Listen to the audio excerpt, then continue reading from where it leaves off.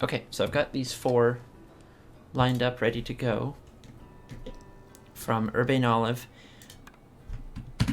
And we're going to start with the first one he sent me. He sent me this one and then later sent me 3 more. So we're going to start with this one here. And some of these game titles are kind of given away by the name, so we're not going to worry too much about that. It's going to have badgers in it, and it's going to be close. Somlook is Evil Murloc in the red up here, who is a, I would say probably high intermediate or low premier, probably higher intermediate. And Urbane Olive in the green, also high intermediate or low premier. Urbane Olive actually won the recent intermediate championship, so he definitely should be up in the low premier category now. That's kind of how the championship has traditionally gone for the Tooth and Tail championships that have been run by the community for years. Traditionally, if you win one of the divisions, then you're like automatically considered part of the next division up.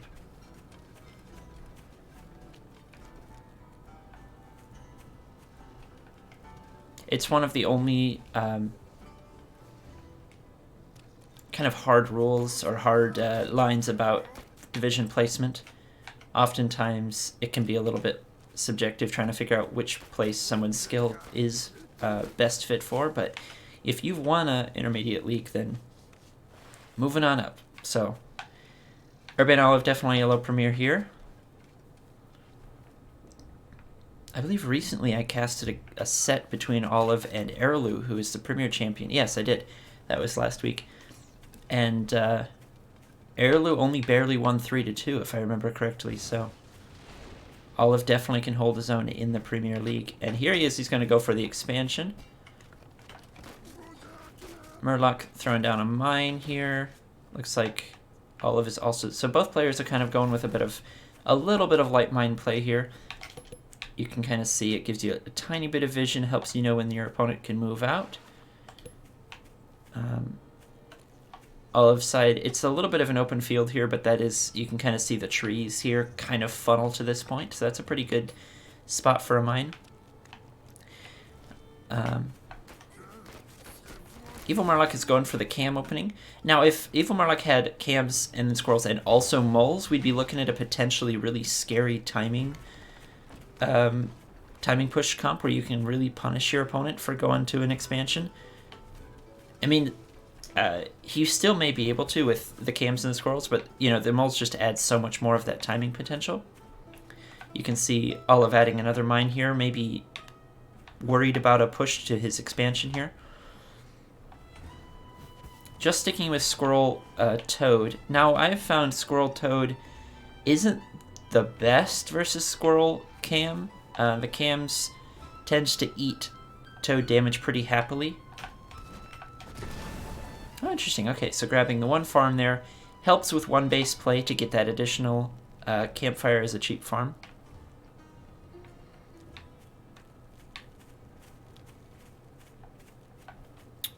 Olive does also have moles here, which is going to be super helpful. So this is a really strong tier 1 composition.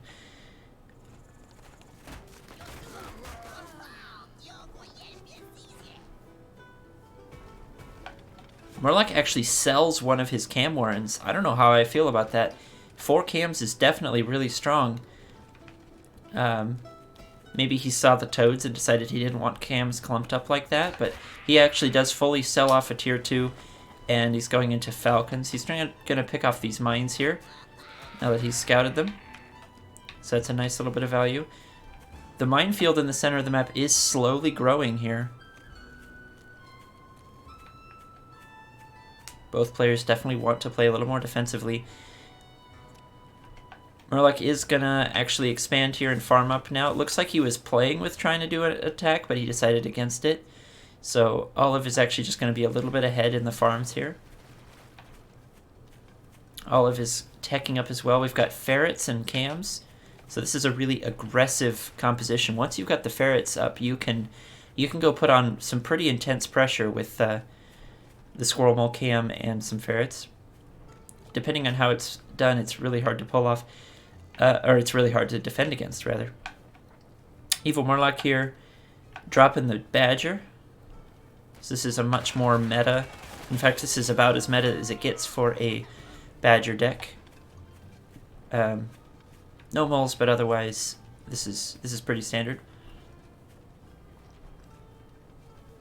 I've actually seen moles a little bit less lately. Back in the championship, everyone was really fighting to have the most ideal composition, and moles as a timing push thing are just really stable. So everyone kind of decided that it was the best thing.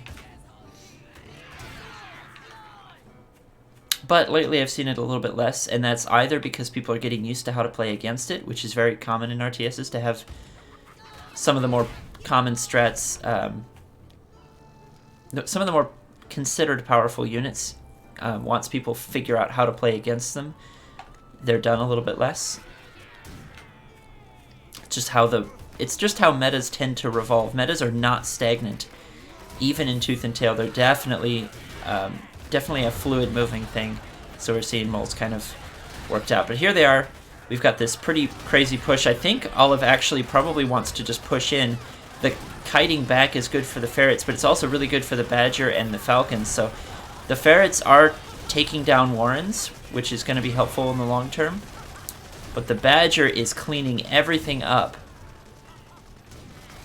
And there are a couple of Falcons left alive as well. So our Evil Murloc actually just crushing with the army. He did lose his expansion here, but I think that's definitely forgivable considering, first of all, he's not going to starve because of that farm over there, but yeah, Olive is going to have to really fight hard. You can either kill the Badger if the Badger player missteps, but usually instead what you want to do is kill the rest of the Badger player's army and then break the rallies. So Urbane Olive is actually making a big mistake here trying to focus the Badger. You don't want to be doing that. You want to be killing everything else, all of the Badger's support, and then when the Badger is alone without pigeons, then it has to retreat and you're fine.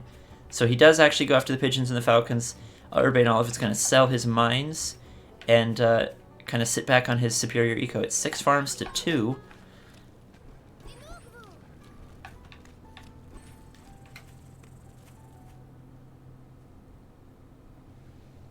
And Evil Murloc is pushing back in again. These cams are going to be a big deal here because they're going to be able to tank those mines. And Urbane Olive needs to not be kiting. This is good for the Badger. But if he can pick off the pigeons, then the Badger has no support. And you can see even without support, the Badger is able to shoot while moving and backing up. So it was able to get incredible value just at the last second there. You can see on the army graph, Urbane Olive kills a few units and then just loses everything. So even with the Badger alone, it's better to just back up and disengage. It's really, really tempting to try to snipe, but it's such a counterintuitive situation. So a couple of mines going up, and Murloc is going to see where they're at. So Urbane Olive is going to sell them. I think actually leaving them makes sense anyway, but it's fine. A couple of more mines going down here. Urbane Olive is...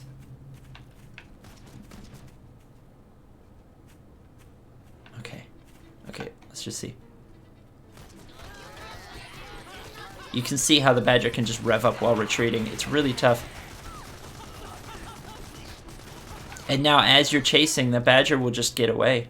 It's impossible to really chase it down. There are 13 squirrels though, and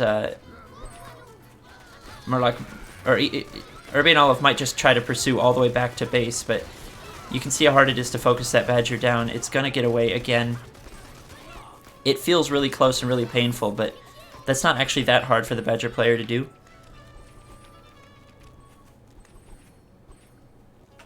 You can never really force an engage like that without faster units or an actual corner.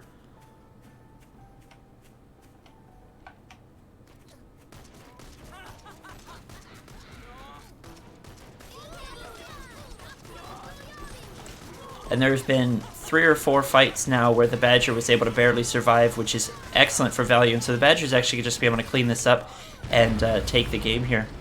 GG's. Badger's tough, man. you have to really have overwhelming forces to take it out. And you can see here, even a couple of times, Urbane had a good army lead. It looks like 1, 2, 3 times, and just wasn't able to chase it down.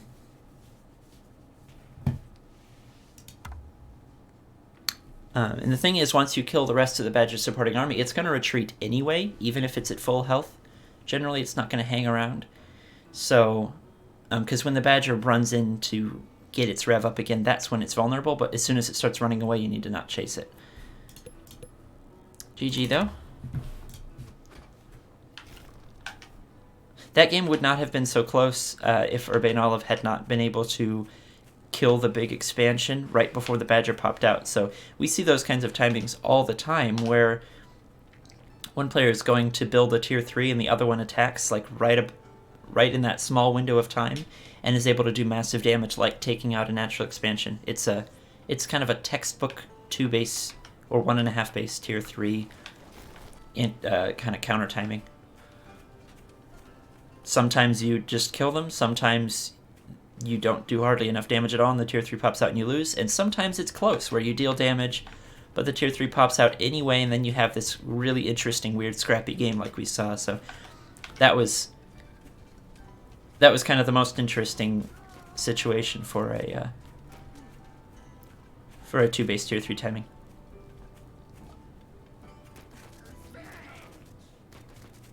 Alright, that's a little bit painful. That farm was almost finished, and Naunverber here, Urbane Olive playing against Naunverber.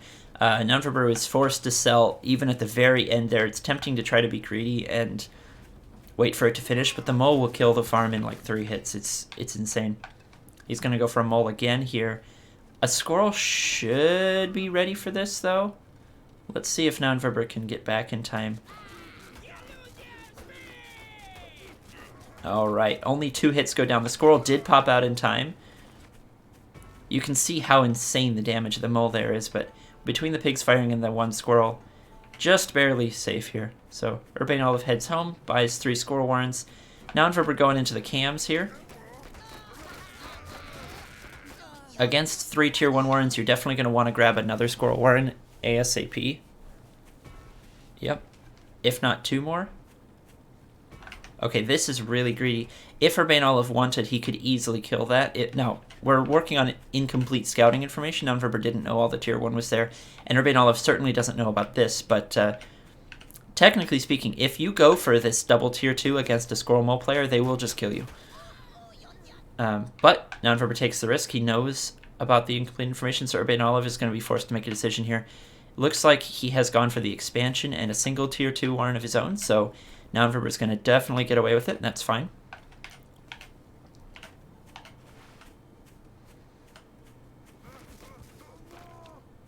Both sides just with a couple of squirrels. And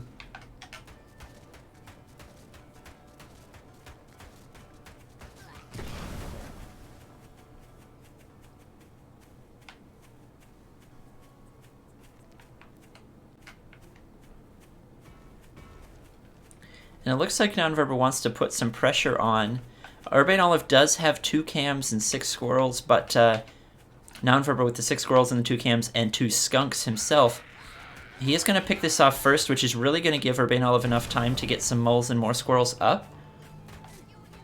But let's see how these skunks do. The skunk micro really can make a difference here. So this is a pretty open field, though, so cams getting on top of cams. A lot of skunk gas goes down on top of the squirrels, so Naunverber actually is going to crush. These skunks are really, really powerful units. A lot of people were saying after some nerfs after the last patch that skunks just weren't as good anymore, but I think we've found that that is just not the case. Skunks are excellent, especially for sieging and things like that. Their additional range and the micro tricks that we've learned kind of make up for the loss of DPS. Welcome in, Shreekz. Not yet. I'm going to do yours right after this. This is game 2 of the 4 I was sent by Urbane Olive, and then I'm going to do yours. What micro tricks? Just generally, I mean, I guess it's not crazy micro. Good point, Lucas. It's not like this sneaky little trick, but it's just like the positioning, getting the skunk gas down early, kind of backing up, so you're forcing your opponent to fight in the skunk gas. There are some micro chicks around, like fighting alongside ledges and stuff to get kind of an artificial choke. But here you can see Urbane Olive actually pushing with his cams and moles right out through the skunk gas. And Nounverber didn't have enough tier 1 support with the skunks this time. So the first fight there went really well for Nounverber. In the second fight, Urbane Olive was able to push through. Nounverber here only with 1 additional campfire, and he's going to drop the Badger Warren. Bunch of tier 1 here. Let's see if Urbane Olive can scout the Badger. Absolutely. Yep. Now, Nounverber can take an expansion here. It's not the best expansion. The best one would be over here. He knows about it, but he's going to move forward onto the map instead. So it's a little bit more risky of a position, but Urbane Olive is going to try to punish. With cams and squirrels, you can just drop down a few more ones, and this 3-unit comp is absolutely brutal for pushing. The Badger does pop out, but this is huge. Let's see if we're going to see a repeat of last game where the Badger, you can't really chase it. You just have to kill stuff, and once it's fully revved, you have to back out because the Badger will just chew up your entire army.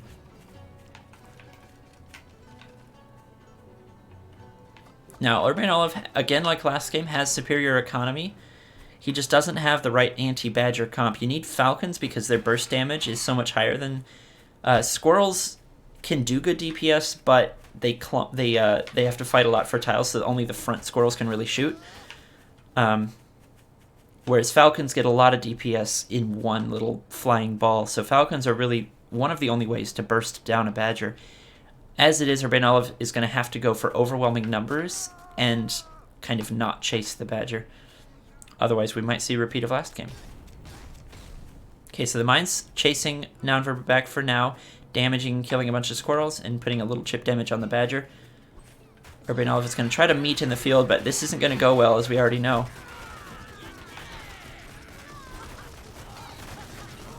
You can see the Badger is able to really fight against... Oh no, he gets cornered against some trees! Okay, yep, so the Badger really able to kind of fight against overwhelming odds here. Only 10 hit points left, which allows Urbane Olive to actually back off and go for the expansion. So now Nounverber taps out. So we can see that's kind of how that can go if you, instead of chasing the Badger, just kill off things like warrens and bases and farms and stuff. Good game. Alright, no Badger this time. Nounverber with a super meta like tier 2 timing, kind of a tier 3-less comp. We still have the Squirrel Mole Falcon Cam.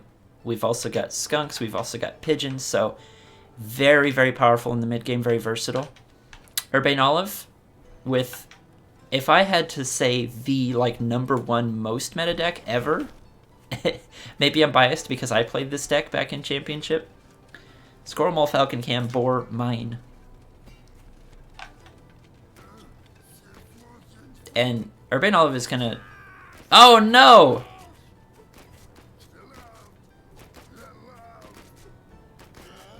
This is insane. Okay, so Nounverber kills a farm, he kills the mine, and he's gonna kill a pig too. So Urbane Olive being like incredibly greedy trying to hold that mole push, and it goes awfully for him.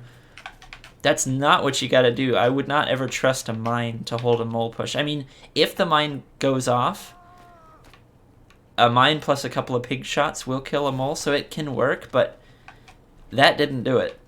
And then he tried to hold on to that farm. The mole got a couple of hits off, and the farm did finish, but then the second mole killed it anyway. So I like this position a little bit for Urbane Olive here, and it looks like Nounverber actually throwing down a mole warren defensively, assuming that Olive is going to try to rush him. So some of these stupid mole shenanigans in the early game can be a little bit tricky to deal with. Honestly, the best way of holding them, if you wanted just a consistent answer to never have to worry about mole harassment again, is to go 5-farm safety warren. 5-farm single warren, you supply block it after a single squirrel. And you can put on pressure with it, like QQ. Oh, we might get a warren sniped here. Urbane Olive is off. Okay, so he does force it back. The warren is almost dead, but he does force it back. You can pop a warren on the high ground to get vision so that you can see stuff like that on your minimap, which can be nice, like throw a mole warren up there or something. Anyway, Urbane Olive grabbed a ninja. Really nice ninja, actually. This map is giving a potential one a very good ninja, but let's see if Nounverber is going to scout that area. Eventually he will, but might be not quick enough. Anyway, as I was saying, the 5-farm safety, just to throw it out there, that's not what this game is doing, but I'll mention it. You go 5 farms, single Warren, queue 1 squirrel, then supply block it with more farms, so you can get up to the farms. If your opponent does not respect it, you can actually just do some pretty decent damage with the squirrel, or you can let the others build. If your opponent does respect it, then you both have kind of not gone up to 8 farms, and so you're not really behind. Meanwhile, you're completely safe to mole stuff, assuming that your single Warren is not taken out by moles. So you just have to like make sure that the potential mole player isn't killing your Warren, and then you're good to go. Back to this game. Urbane getting a couple of farms on his ninja here. Nounverber going for an expansion and the tech. So it's a little bit greedy to tech and eco like this, put a lot of money into stuff that isn't current army. But I think he has to assume that Urbane Olive has a farm somewhere on the map, because he scouted, and if all you see is this, and you have this, then the green player must be hiding something.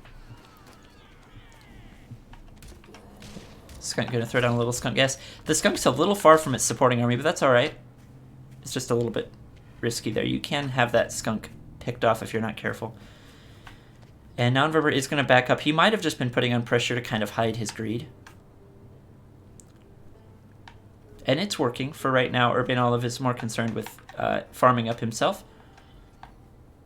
He does have a nice timing setup here if he wants to pressure. He's got the 2 cams, a bunch of squirrels, and a bunch of moles just added. So if he wants to attack in, he could.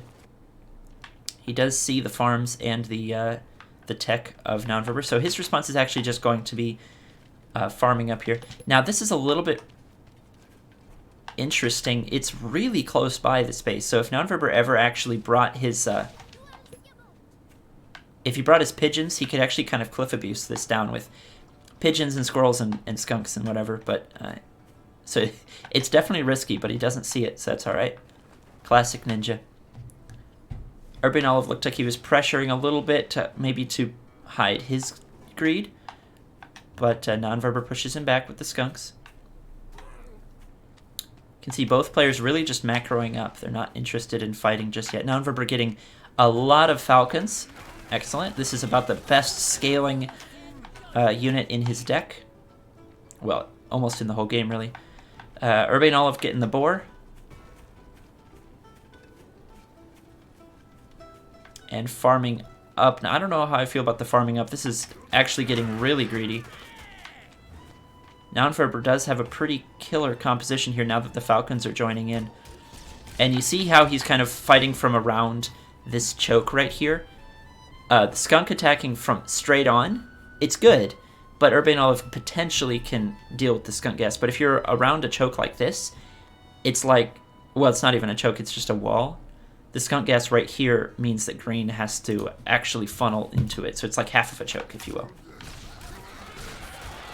Just small things. So here the skunk gas going down. Urbane Olive is going to try to push through, but there's a lot of falcons DPSing down his army. Now, Urbane Olive does have plenty of squirrels, and the skunk gas actually wasn't great. I would have loved to see Nounverber actually kind of kite backwards a little bit more, but let's see.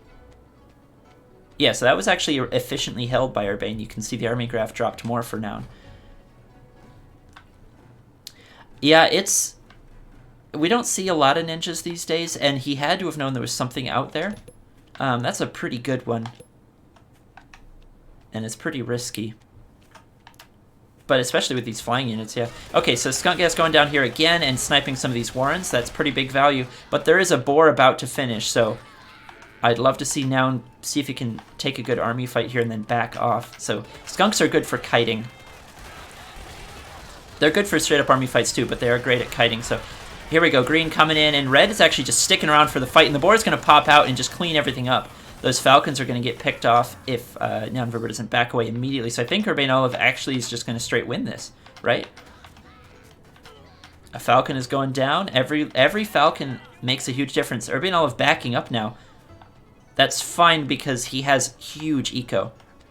If Urbane was down on eco, I'd say he could probably win by just pushing, but he's playing it safe because he's got twice the farm count of now, so he doesn't actually have to do the risky thing and push in. He can just back up. He actually needs to get more falcons or more squirrels. He lost a bunch of squirrel warrants up here. With only 7 squirrels and 2 falcons, you can fight Naunverber, but with all of these air units, it's risky. If you lose all your anti-air, those falcons can be invincible. Unlikely, but with proper micro, if Naunverber snipes the falcons of Urbane Olive, then the boar could go down pretty effectively here. Urbane Olive playing defensively. He's getting a couple more falcons and a couple more farms, but here comes the fight. Let's see if either side can focus falcons. That's going to be good, but it looks like Urbane Olive, yeah, down to only 2 squirrels. You can see what I mean here. The 3 falcons kind of stay alive forever, especially with a couple of pigeon support. So Urbane Olive has to retreat for a second, get a few more squirrels, and now he can kind of chase.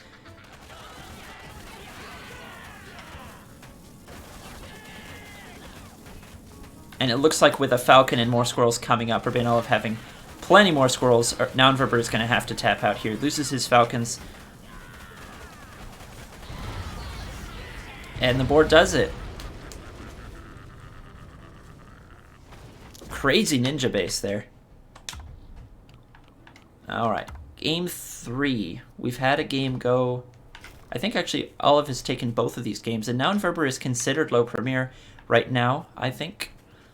So, again, Urbane showing his strength into the premier class here for sure. Yes, absolutely. The ninja base definitely won him the game. Yep. If that ninja base had been scouted and sniped, it would have been a closer game, depending on when it was scouted.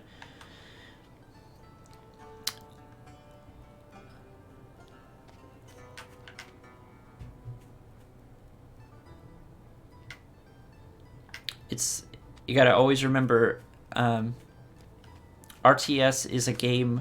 It's a genre of incomplete information, unlike a lot of other genres. Where you kind of always know what your opponent is doing. In this game, you gotta try to play some tricks, and some tricks are riskier than others. That particular ninja was partly well hidden because of how long it would have taken to scout it on the map. Naunverber would have had to go through some water all the way around. It makes it a pretty obvious one, but it also means it takes a lot of time to go scout. So it was like a risk that was kind of worth it.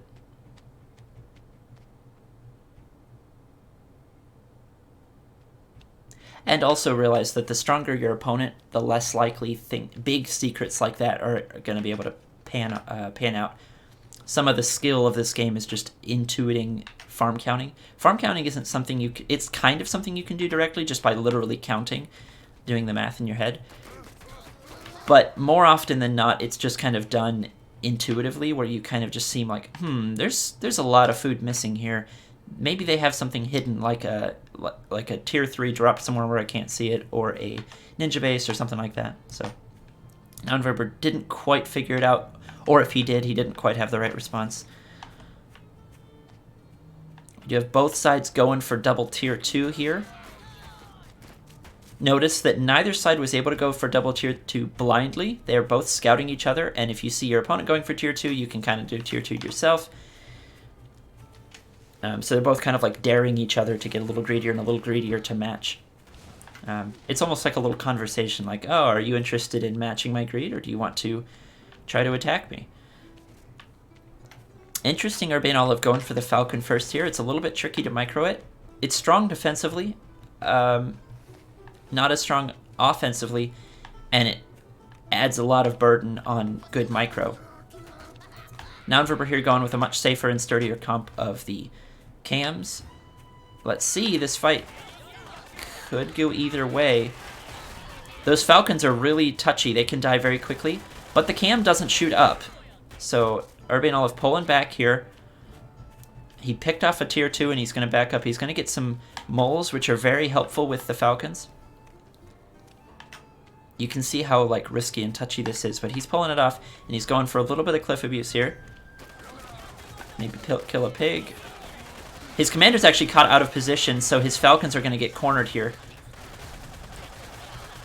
That's one thing with micro like this, in a micro situation like this. You have to be careful about your commander placement. His commander was up here, and the falcons were here, so Naunverber was able to bring his army around this way, and there's no way that you can quickly pull your falcons back because your commander's out of the way. So Naunverber actually kind of flanks him and catches him. He lost a couple of pigs, but all 4 of those falcons went down, which is a huge deal. Naunverber now has Falcon Cam Squirrel, and he could push in and do damage, or at the very least, he can be very safe to put some more farms down. So Naunverber taking a pretty significant lead in the army and on the ground in the food.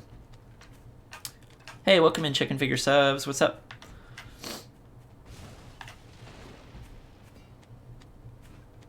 Just doing some morning casting. It's morning for me anyway.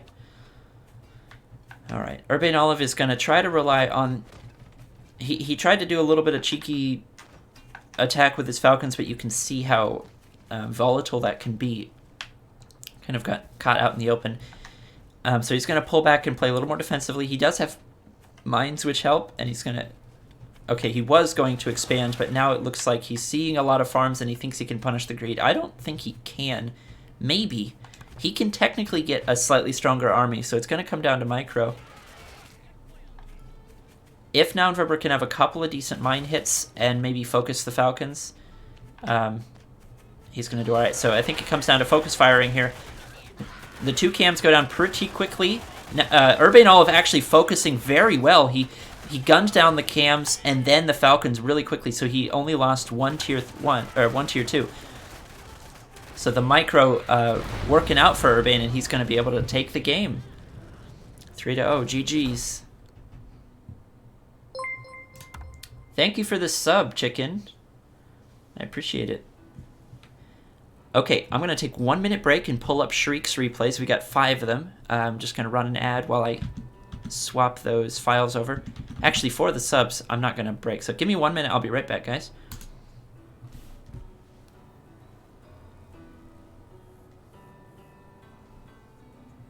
All right. So, Chicken, I think you can still see me here since you don't have to worry about the ads. Thanks for that. Let me swap over to my screen here. So this is what I'm working on. I gotta delete these. Why is that blank? Come on.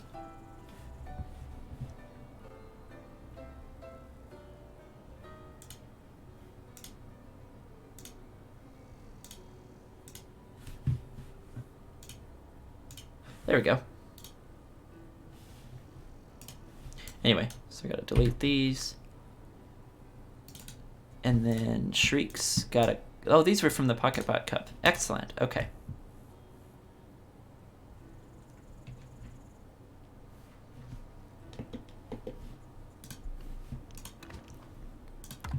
Alright, as you guys filter back in with the ads. Yes, Urbane Olive is very good. He's a really sturdy player, and he's really... He's not as flexible as some of the other more experienced premiers in his style, but when he's playing in his element, man, he is absolutely scary. He knows his stuff.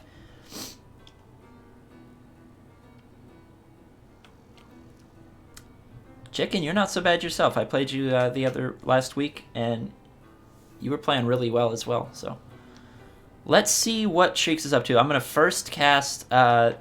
let's go versus Pimpintosh first. We'll get those out of the way.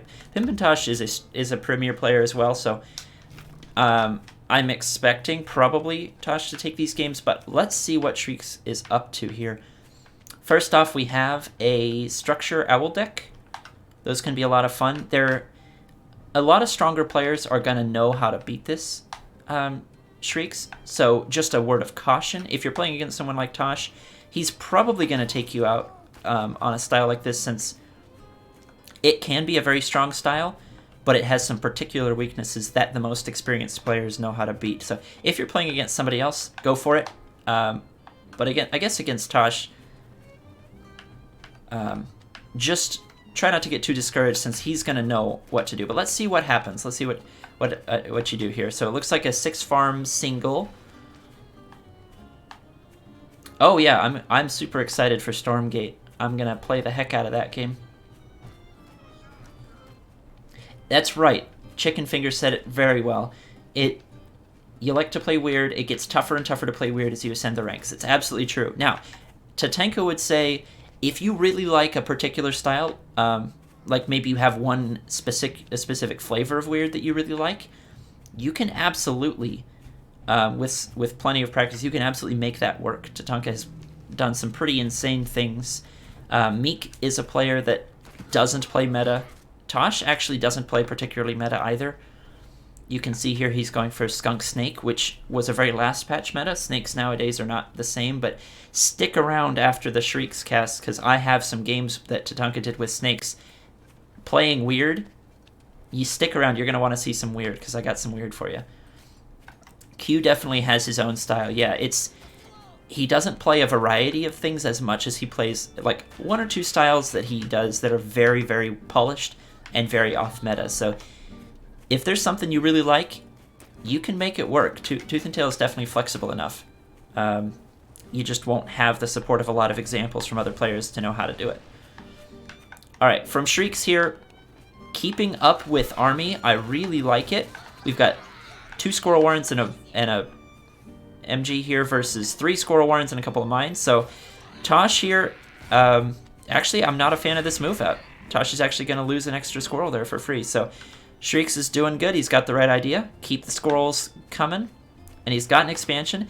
Now, usually this side expansion would be better, but because of the structures that Shreek's is running, the forward expansion is absolutely the right choice. If you can hold this choke, if you can manage to get up an arty or a couple of balloons, and then keep your squirrel game strong as well, if you can get your structures down, especially an arty, once it's up safely with proper defense and support, you can hold off 1, 2, 3, 4, 5 bases versus only 3 for Tosh, since this one becomes kind of a no man's land. So this is absolutely the right play, and this map has kind of got an hourglass shape.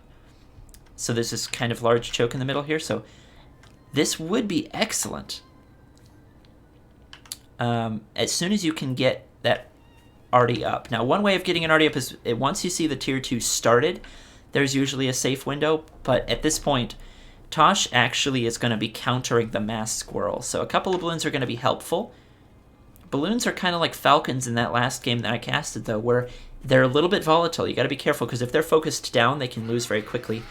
The thing is here, skunk squirrel beats mass squirrel pretty hard, so this is going to be tough. I think throwing down a couple of MGs would be good. If you can pop an MG like right in front of that balloon, because the thing is, what Tosh wants to do is throw down skunk gas so that your squirrels melt, and then focus down your balloons, and then boom, he's just pushed right through in one. So you need something sturdier that isn't going to die to skunks, and that is an MG or two. An MG here, maybe a mine in front of that, maybe an MG here instead of a mine. Oh, let me pause and catch her chat here. Stormgate beta is coming later this year. Yeah, it's still a couple years out. Maybe just 1 year soonest out, but they're definitely making big progress on it. Anyway, yeah, so getting MGs down because they're cheaper than the arty, obviously. If you can get the arty up, it's going to be amazing versus this comp, but obviously that's extremely risky. So I would say you need the sturdiness of a couple of MGs. Tosh is massing up squirrel. Also, Tosh went for a lot of greedy eco, which would have been a good time to drop an arty again, but I'm not sure about this this turret placement. I think closer to your balloon support is probably better. I know you want to choke your opponent out, and this is a great way of doing it, but if you want to be under the cover of your Warren taking and your balloons, this is going to be a lot easier to get up. Tosh is probably going to be able to punish this and kill you. Again, if you look at the map real quick, do you have vision of the map? Yeah, basically.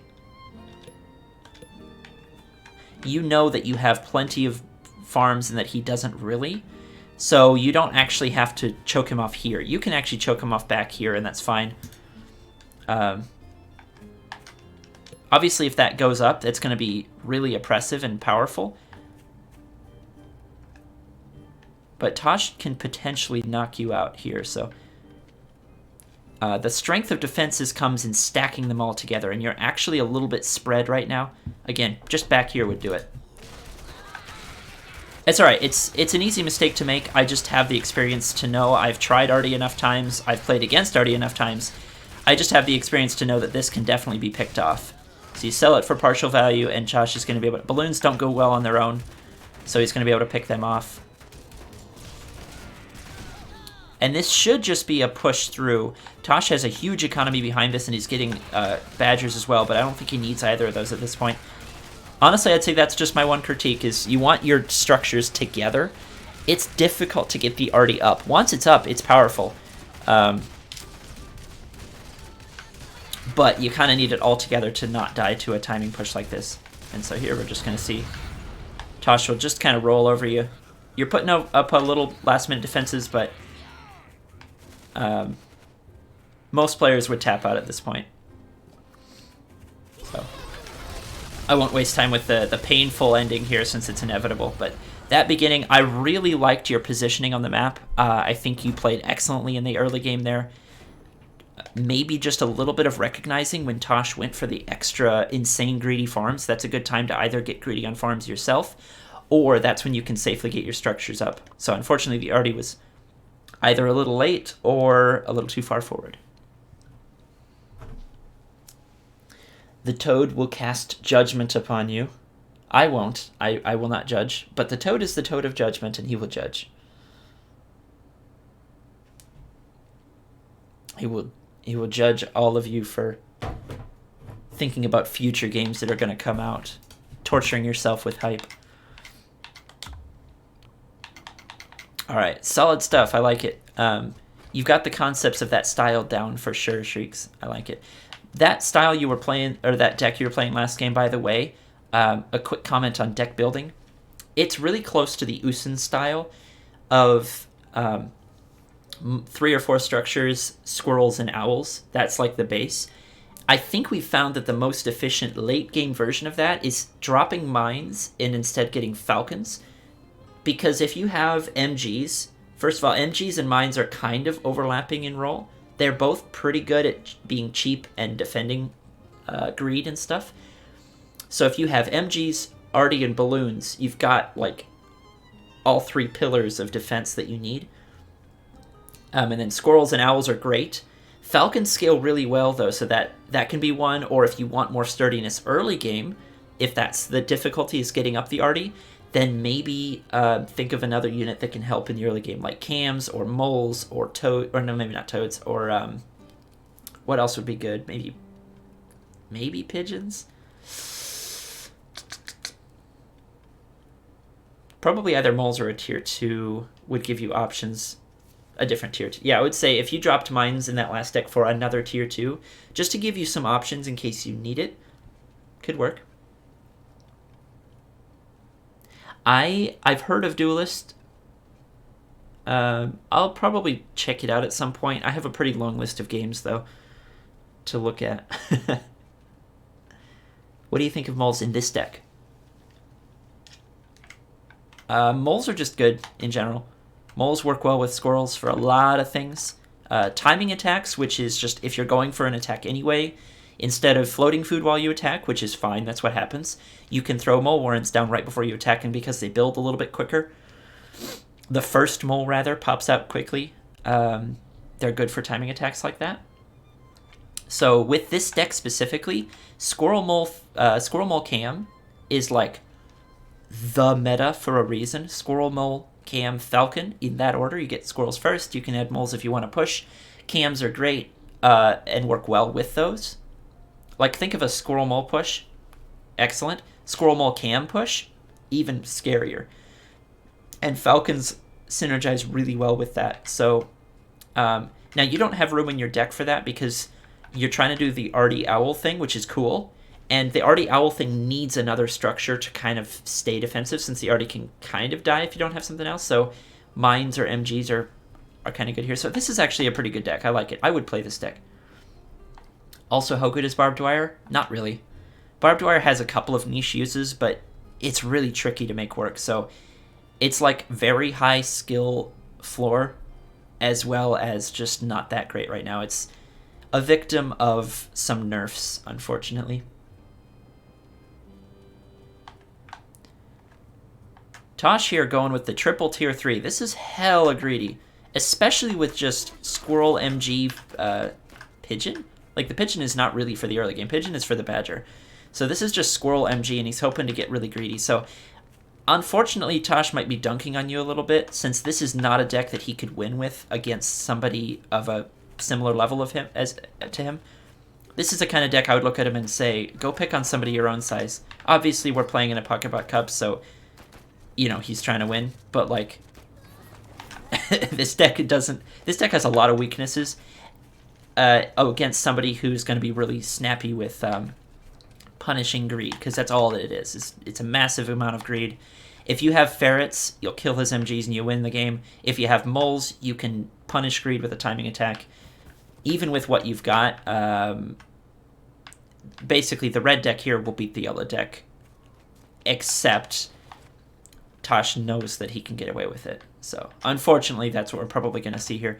Now, let's talk about your deck, because I like this. This is cool. You can use the Squirrel Cam Falcon as like a really powerful mid-game comp if you want. That's one option. Alternatively, you can use the Squirrels maybe with Cams and Mines, and as soon as you catch your opponent being greedy, or just teching, you can drop an Artie, and once the Artie is up, you can more safely, Arties aren't invincible, but they're powerful, you can more safely tech into Mass Owl behind that. One way to do it is to have two bases. You get into like Squirrel Cam, and you have two bases that's either fully farmed or half farmed on your expansion. Two base or 1.5 base, I guess is what I'm saying. You get your Artie up, and then you can get like 2 owls or 3 owls off of 2 full bases.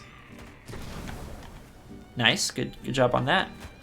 And once you've got 3 owls, you can really take out your opponent even if he has more eco, unless your opponent's running like Owl or Badger or something like that as well. Now, Tosh actually was able to catch you a little bit in exposed there. You actually had more squirrels and more squirrel warrants than he did, but you were kind of fighting one at a time, whereas he was a clump. So it's a little bit of micro and a little bit of just positioning. You're a little bit vulnerable. So unfortunately, he's going to be able to kill that. I want to critique slightly this ward placement. You almost always want to have your warrants snug up against your pigs. Like, that's good. These are fine because they're kind of snug up against. That one's actually slightly vulnerable. It's probably not going to matter in this game, but sometimes it can, so careful. Now, I like you're moving forward safely with mines. You're going to try to put on pressure. That MG... What's up, Hollow Husk? Welcome in. That MG... MGs actually die relatively quickly if you attack them and focus them down when the army is gone. So right now, obviously he's pulling his squirrels for it, but without the squirrels there, the MG dies pretty quick. MGs are... The stats kind of say otherwise, and people can say otherwise, but they're wrong. MGs are not tanky. They're not tanks in almost every situation. There are very few situations where MGs make good tanks. They are actually DPS. In this case, Tosh is going to want to have his squirrels next to or slightly in front of the MG so that it can get its DPS off without having to tank.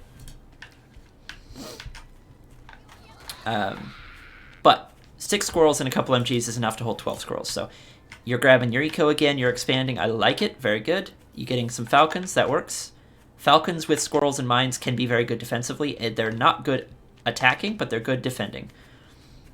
And I hope what you're doing here is kind of like feigning pressure. I hope you don't think you're actually going to be able to attack into this. I know Tosh is being hella greedy with his farms, and you probably should match that. It looks like Falcons is good. That's tech greed. But you can't actually fight this. He's got his 2 bases. Now he's going to throw down a shitload of tier 3. And unfortunately, the best answer here is to just be insanely greedy. But you don't exactly necessarily know what he's up to. You don't know that you only see the MGs and a couple of farms, and you might be able to assume, correctly by the way, that he is being greedy with something, eco or whatever. You could go around this way, snipe this MG and kill this, or you probably should just be really greedy yourself. a couple of minutes ago when you saw the MGs would have been the best time to throw an arty down. Either an aggressive arty to kill them, or more safely a defensive arty so that you can farm up and get a shitload of owls. So you are going at the funny angle now, and you can see the MG dies almost immediately. That MG up there is unfortunately going to get some extra value, and he pushes you back. He's got enough squirrels now, actually. So he's going to kill off... You can see falcons die really quickly if you attack poorly with them. The falcons are going to be decent defending, because mines can kind of tank for them. Softening things up. But if you want to attack with them, you really want your cams out too. 4 cams here would be much better than 4 falcons for what you're trying to do. For this kind of like around the side, push in and fight, 4 cams would be much better than 4 falcons. Now, Tosh is a little soft at the moment, but you can see his wolf is about to pop, and then his badger is going to pop right after that, because the wolf will buff the badger warren. And then he's got pigeons, and he's just going to roll you, unfortunately. You've done too little too late. When you ask Mom to watch this guy gameplay, she says we have this guy gameplay at home, pulls up Tosh gameplay. That's funny. So Tosh was extremely greedy, but at this point he's gotten away with it, and now he's just really far ahead. You see that army graph there just spiking up? First of all, his economy is insane, but right now he's not only ahead of you on the army graph, but it's actually a stronger balance of units. So it's actually too late. This game was kind of decided without a big fight. Like the winner has already basically been decided by getting so far ahead before the fight ever happened. Now this is kind of a decent idea. Again, against this particular comp it's not going to work, but it's good to try to push in, get some damage, and back up like this. You've got the right idea. He's just... his macro is too good. Game 1 was definitely closer, for sure.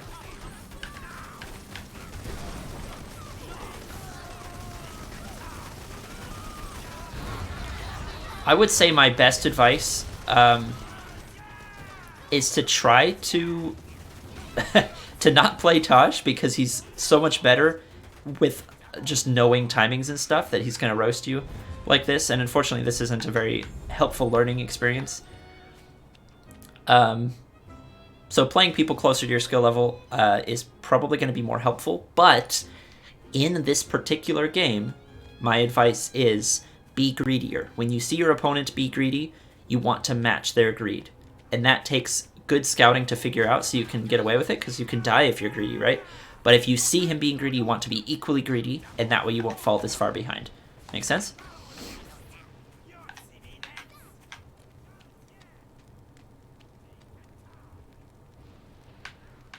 That's what I'm thinking, chicken. I'll give it a quick try.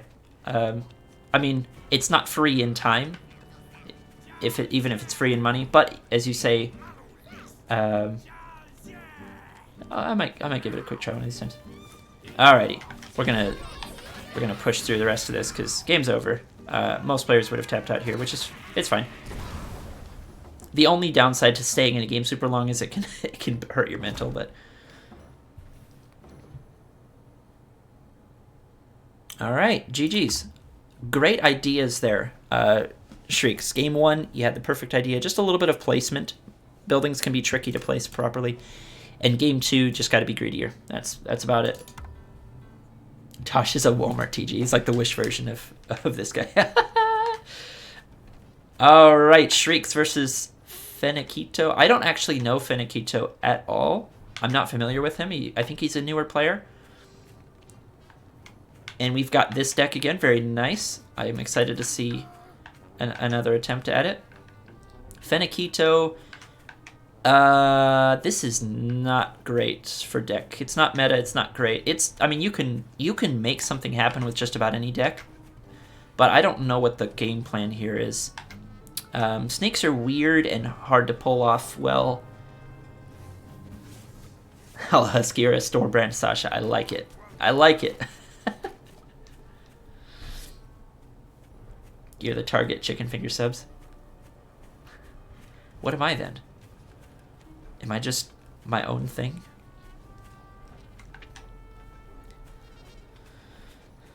Okay, so thinking here, snakes are not that great, especially as an army composition. They're kind of this weird niche harassment thing right now.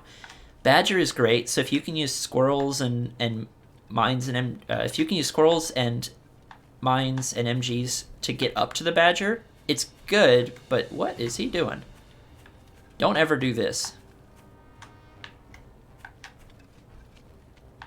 Okay, never mind. I take it back. I don't know who started the Warrens first. But Fenekito is going to hold easily. Fenekito has 6 farms, 2 Warrens, and an MG. Easy hold. Shreekz, once you see the MG, just back up and get greedy. The MG can't walk up and hit you, so you don't really want to attack into it. You'd rather go home and farm up. Fenekito is grabbing a 3rd Warren. Of course, you don't know that, but it's risky to sell off your Warrens in an early game like this, so I appreciate you not doing that. That's great. You keep the Warrens so that you don't die, but you're farming up because you know the MG can't walk over to your side of the map and attack you. Same with the mines. I don't know if you know that there's mines out. No, not necessarily. You're Tando's the Gucci Shreekz. Or just bad. Okay. Good scout. You can see he's not finished farming. He still has that MG, and he's going to try to attack you or move forward anyway, which isn't great. The MG, he might as well sell the MG at this point. So if you just mass squirrels right now with your superior eco, I'm going to critique again. These should be hugging the pigs. The reason is they can tank shots and be part of defender's advantage, especially if the pigs are also shooting. So you actually want them as close as possible. It's a small thing, but hey, RTS is if RTS is anything, it's a genre of small things. Every little thing adds up. Each individual little thing is not a huge deal. But if you have like 100 small inconsistencies, it ends up being not great, you know? That's the difference between beginner and premier. Sometimes it's just like knowledge of things that counter things. But a lot of it is just like endless consistencies and whatever. Now, you actually have a superior squirrel count here, not to mention the mine, so you can fight. You don't need to push, though, because you know you're fighting into an MG, so you don't really want to do that. And the kiting is actually very good for the pigeon player. So you want to be careful here. He can see the MG. Okay, so you still have the superior squirrel count, so this is good. This is great. You might be able to just roll over him right now. A snake is about to pop, but... Oh, and you lose your... No, don't lose your commander. Don't run away from the snake either, though. So, all right. Excellent call to retreat before you lose your commander, because that can be brutal. If you're in this case with, like, 10 squirrels versus a snake, you probably want to snap its neck. It's not a huge deal. Running away is working out fine for you here. And you want to maybe get even more squirrels, because you definitely won that fight and got pretty far ahead. You're still 8 farms versus 7. Make that 9 farms versus 7. Make that 10 farms versus 7, you know what I mean? Getting more squirrels is great, but your mass squirrel is the perfect counter to squirrel, snake, pigeon. As long as you don't take a bunch of inefficient fights. Shreekz is just crushing it right here. Doing great. Again, little inefficiencies here and there, but overall, outperforming your opponent. And making pretty good decisions here. You're kind of doing half and half. When it comes to little inefficiencies, you're kind of half ecoing and half getting ready for a fight. I would kind of commit a little bit harder to one or the other. Maybe a few extra mines and a few extra farms, and you don't have to get this many squirrels yet, or mass squirrel and not the farm. You know what I'm saying? Like, you're kind of doing a little bit of both, which is working, but sometimes it's better to go hard on one and then do the other, if that makes sense. Hollow Husk says, just murder the snake, keep luring the opponent out of the safety of their base. Once you've lured him out, take the fight and punish him. Yeah, that makes sense. So, nice job. Mass Squirrel is great. Mass Squirrel is only directly countered by things like skunks, and your opponent doesn't have skunks, so you actually don't want to kite back here. You're letting the snake get its value. Snake tags are like a guaranteed kill on squirrels unless you sit them in the water. So that's actually value for Fenekito here. If you've lured him out like that, just balls to the wall, hard commit, kill him. Because you have 20 squirrels versus 9. Hi, Lindana. And you can kind of see, you can look, you can't count the squirrels directly necessarily, but you can see he doesn't have that many. Pigeons don't add DPS. Snakes are not DPS. Squirrels are the only DPS he's got, and you way out DPS him. So in a sustained fight, the pigeons and the snakes both do amazing, and in a DPS war, you're going to absolutely trounce. So with that in mind, if there's a fight, you want to commit hard. Cat, cat, cat, cat. Okay, I will get a cat right after this game.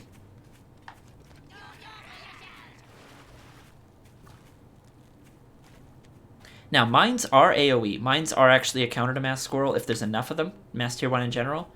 You can scout them and kill them, but as it is, Fenekito is actually staying safe-ish. And I like the owls here. Very nice. So if you... Now, I do want to say, again, you're kind of doing both owl and eco. You kind of want to pick one or the other. Like either mass farm or mass owl.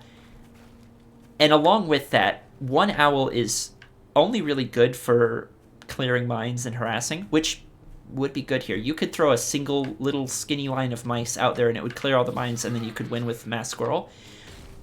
But the single owl isn't actually a good fighting unit. 2 or 3 owls is really where they start to become a fighting unit. And then they scale infinitely. So single owl is excellent here in order to clear mines. You are supply blocking it, so oh, you sell that. Okay, very good. You sell the RD in order to buy the owl. That works. And you have grabbed the full farms here, so this I like. Fenekito is grabbing a badger, which is technically a counter to owl, at least in low numbers. Owls will eventually outscale badgers, but in low numbers, badger will rev up on the mice and win. So the sell, Lucas, I think was because he was worried Fenekito was going to try to kill it. Because it was so far forward, that was a really vulnerable space for an Artie. Also because his owl was supply blocked. So here we see the second owl go down. I approve. More farms. Excellent. I like it. Balloon good here? Yeah, kinda. One balloon for vision. Again, you want it to be defensive because balloons die quickly, so you'd need it back here or something. But snakes can't target balloons, so yeah, a balloon would be fine here. Same thing with this MG. Remember when I said MGs are not tanks? If you're trying to watch your flank, you've already got mines, and if you want defense, you want your MG like here. Because it's going to die very easily on its own. If it's near Warrens and near your army, then the MG can get its value. But as it is, the MG is actually not going to do great. You do actually kill a couple pigeons with it, so technically it's got its value. But here comes the owl. Let's see. The badger is going to potentially chew you up if you don't. What you need to do here, the goal is not to kill the badger. The goal is to kill everything else and then run. Also, you absolutely must avoid getting snake tags on your owl. So what you do is you rally your army to here. Then you pull your owl back so it's safe and doesn't get snake tagged. And then you kill everything except for the badger, and then you run away. Now, as it turns out, he's not focus firing your owl with his snake, so that's fine. And you have a million squirrels. No! You're trying to chase the badger too hard. That badger is going to kill you. It's going to absolutely brutalize you. And with a single pigeon, it's going to survive.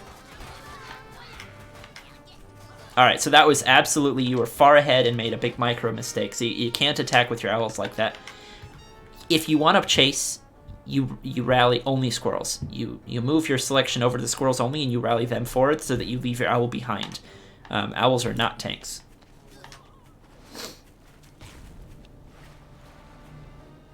Now, game's not over yet, but Fenekito definitely has an edge that he hasn't had for the whole game.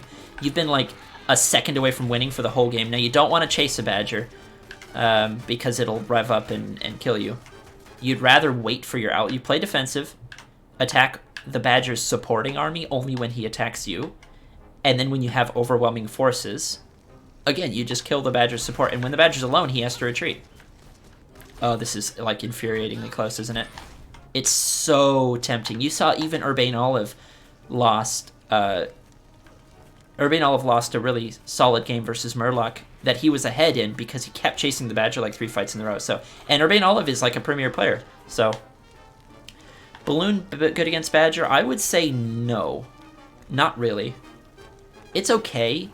I mean, one balloon is good for vision and it helps support, but they die so quickly. Lucas says yes? Okay. Alright. I will say yes with an asterisk. Oh, that was a mistake.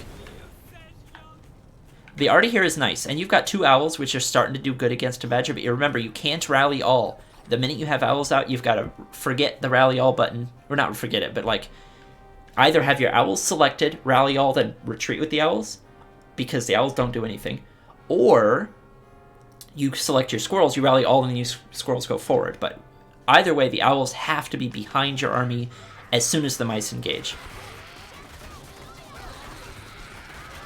This is good. You can potentially corner the Badger here, but again, you can't lose the owls. Ah, no, you're losing the owls. You kill the Badger, though. Okay, that's good. That's good. You can win here. Keep pushing. Keep pushing. You didn't need to lose the owls there, but you did kill the Badger, and now you're on top of everything of his. You're able to kill farms, which is what you're targeting. That's fine. Although at this point, if there's 8 pigs... Okay, quick point. If there's 8 pigs on a mill, it's actually quicker to just kill the mill. Usually you want to target pigs, not mills, but if there's all 8 of them, just kill the mill. It's faster. If you're going to be focus firing anyway.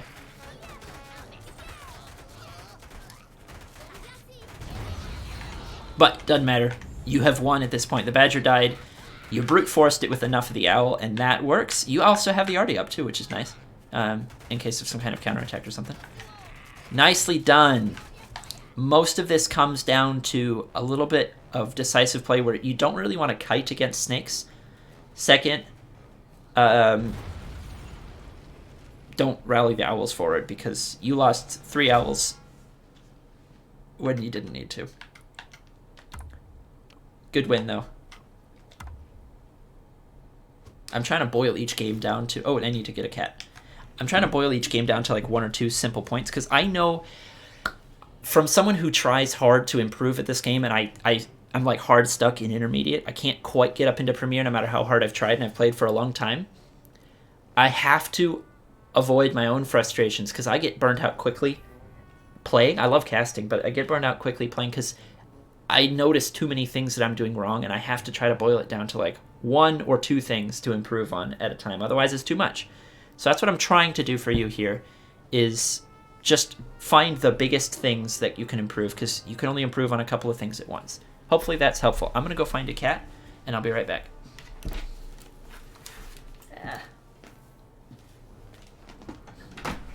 Kitty, kitty, kitty.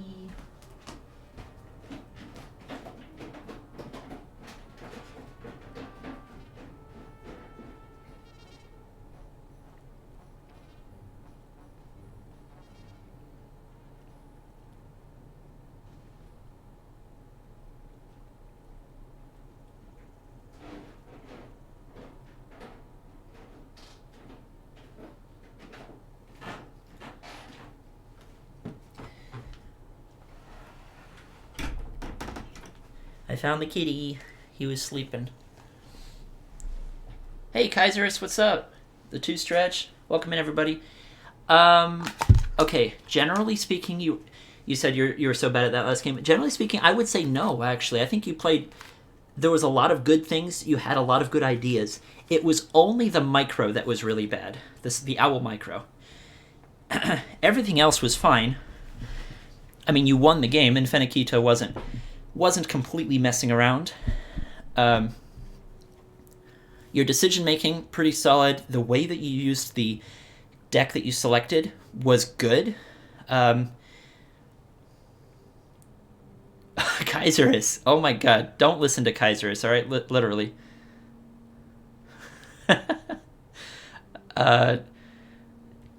Kaiserus is the local hot takes person.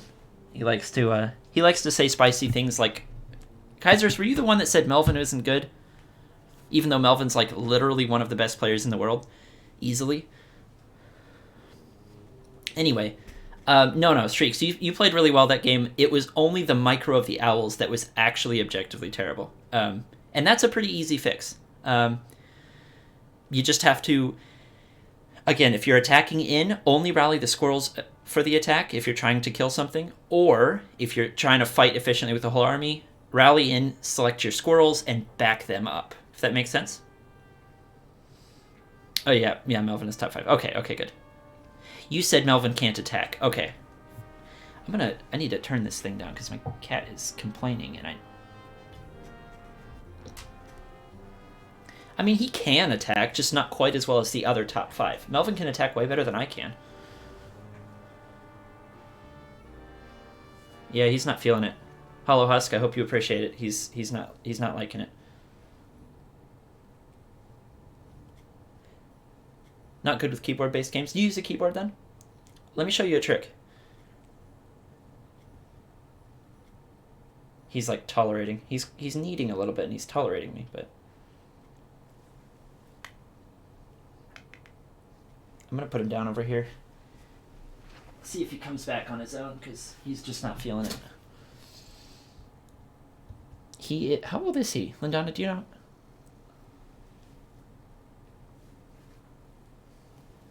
Milner. Lindana says she loves you. He's like 4? Okay, yeah. Okay, so I use both. I go back and forth, actually, between... I use a keyboard a lot of times. For casting, I always use a controller. I don't actually remember all the controls for casting on a keyboard, like the speed up time and whatever. Thank you. It was a gift. It was a gift from a friend of mine here. Anyway, so I'll play with controller or keyboard, but when you're using the keyboard, you can, first of all, you can scroll.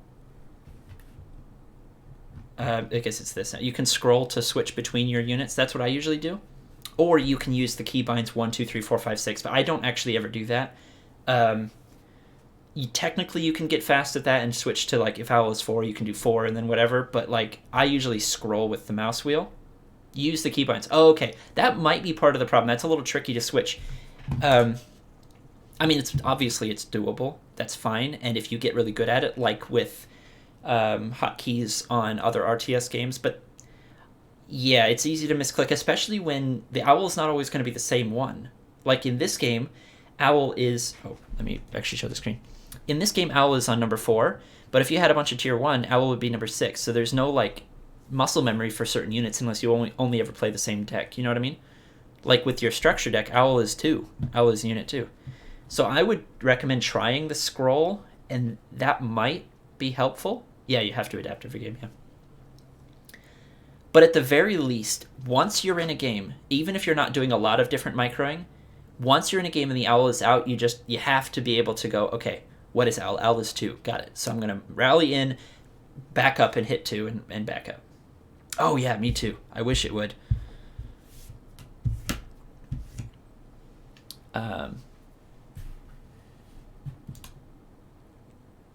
So that's my suggestion for the owl micro, because it's so critical. A lot of micro stuff is like, again, it's one of those things where every little inefficiency counts and you want to get good at it. But that one was just a hard mistake. If you're going to play with owls, you have to be able to pull them back. Otherwise, they'll just die.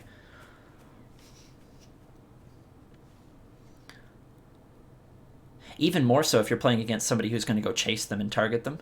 But there you go. That's what... Wow, the music stopped. I sat too long and the music stopped. Jeez. Oh! Fenekito did a mole thing. Shoot, I missed it. Okay, I'm sorry. I'm going to restart this replay because I don't know what the heck is going on. This was game 2. If you want to see some really insane owl stuff, just wait. I have an owl versus owl game for you. And for the rest of the chat, it's not an hour long. It's not a half hour long. It's actually pretty quick. Mass owl versus a mass owl, quick. Like one fight and it's over. It's pretty spicy. I like it. I wanted to show you what owl versus owl really can look like. So anyway, we've got our farm starting up here.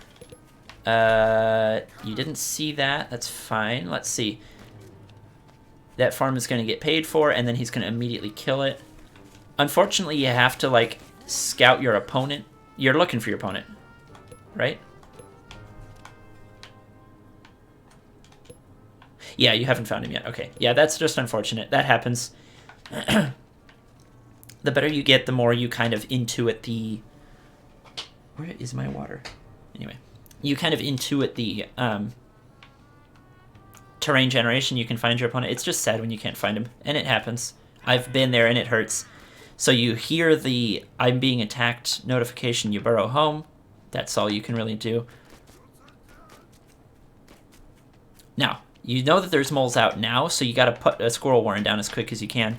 And you have to make sure that your vulnerable pigs are safe.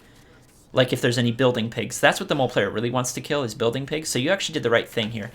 Once you see him sell the mole warren, and if you haven't seen it, you should go check. Yeah, he's sold, so you can actually go back to farming at this point. You can do 2 warrens, you can do 1. That's fine. Looks like you're not sure what the decision here is. Okay, second squirrel warren. That one is actually a little bit risky, placed forward, but that's fine. You're keeping your 2 squirrel warrens opposite each other, which is safe. I just tend to like kind of flank sides instead of corners because you get more pig fire covering it, but good. Yep. You did the best you could with a bad situation of just unfortunately not scouting your opponent because you couldn't find him. So you see your opponent has 2 squirrel warrens, you farm up, you've got your 2, you're safe, everything is great. Nothing out of the ordinary. Did you know that there are mines? I don't think so. Maybe? I don't know. Grabbing the expansion is nice. Keeping your squirrel count up is good.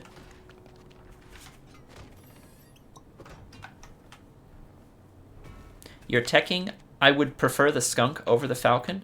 Falcon takes a lot of specific micro, and it's limited. The falcon can only really defend in this situation, whereas the skunk can defend and attack if you want it to.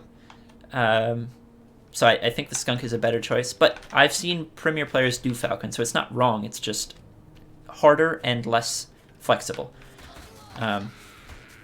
Now, your opponent does not have an expansion, so here's a general rule, if you can remember. If you are expanding and your opponent is not expanding, the general rule is you can only safely afford 1 or 2 farms tops, never 3. This 3rd farm, you're guaranteeing your opponent gets a really powerful attack because he's just going to have a bigger army. So just a general rule, especially if you're also teching, 1 farm is safe, 2 farms is okay and risky, 3 farms is like, no, you're going to lose. If your opponent knows what he's doing and can punish you. Obviously, RTS is full of soft lines and your opponent is not a super experienced player. Unfortunately, a couple of your squirrels were not in the fight there, which makes it worse. But yeah, that 3rd farm there is kind of guaranteeing that he's going to be able to kill the mill. And unfortunately, you don't get the cell off. So Fenekito is pretty far ahead at this point, and skunks are better than falcons for this kind of situation. In a squirrel versus squirrel, I'd rather have the skunks. So I think he just gets to run you over. So that's all that is. I'm slightly critical of the falcon first, but that's fine. And then the general rule of you can't expand that aggressively if your opponent is doing the tier 1 thing. 1 or 2 farms in your expansion. Good tap. I like a straightforward game. And again, expanding like that is often what you see in games, but usually the difference is when somebody does that, it's because they've scouted their opponent also doing that, if you know what I mean. All right, game 3, I believe in you. Game 1, you played very well, despite the owl blunder. Game 2, very understandable. You were playing a very meta style, and understandably just, you got pushed. It happens. So here you're playing... This is a beautiful meta deck. Beautiful meta deck. You don't have the moles for timing. That's fine. The pigeon allows you a lot better sustain and a better boar in some situations. So I like the pigeon variation. There's a couple of players that I know that specifically do this version instead of the mole variant. So I like it. It's great. And your use of mines has been pretty solid. Mines is a great structure to have to support it's kind of a macro beefy fighting composition. And Fenekito is going with the 6 farm single, so you probably want to grab a warren here real quick. You might actually have to sell one of your farms to grab a Warren. If green was a more aggressive player or a stronger player like QQ, he'd probably go try to kill one of your pigs right now. So this is a little bit greedy, but I think you'll get away with it just fine. Think of it this way. If your opponent goes 6 farm single Warren, it's probably best if you go 7 farm single Warren, so you're slightly ahead. But it's fine. You hold. You're actually really far ahead now in eco. You've got your full 8 farms. You can just go tier 1, mass squirrel. You're good. Fenekito has only started his 8th farm now, so you're doing good. Your macro is solid. The mines in your face are kind of concerning. They might be a problem later. But for right now, as long as you're not running into them, there's not much he can do. You just have more squirrels, right? You can keep putting down, yep, more squirrel warrens. I like it. That's actually fine. That was a really damaged squirrel that died. Squirrel costs 20 food and mine costs 20 food, so don't feel bad. That actually was an even amount of trade. And for someone who is ahead in army, like you, an even trade is good. And now you know he has mines, so you can be more careful in the future. And he's going to rally in here, which you just have more, so I think you're going to be able to do fine now. Hitting a couple of mines, again, each one only killed 1 squirrel, so you're fine. It's the chip damage on every other squirrel that you have to worry about. See, another single squirrel for a single mine, and there's 1 squirrel that's almost dead. If you were to keep pushing, you'd have a bunch of injured squirrels, and that's why he puts the mines there, because you can't really keep pushing. But if you just die to the mine, a single squirrel to the mine and back up, it's fine. You're expanding, very nice. You're taking your lead, and you're building on it. You're getting more squirrels, you're getting an expansion. He's grabbing a fox, which is hella risky. Uh-oh. Okay, that was a mistake. Unfortunately, you want to make sure your commander doesn't die. You're going to get away with it, and that's fine. You actually kill the squirrel. I've lost so many games by losing my commander. It's frustrating, and it's hard to not do, but it's important. Now, he's grabbing this fox, which is going to be irritating as fuck to deal with, especially with mines around as well. It's going to be hard to chase.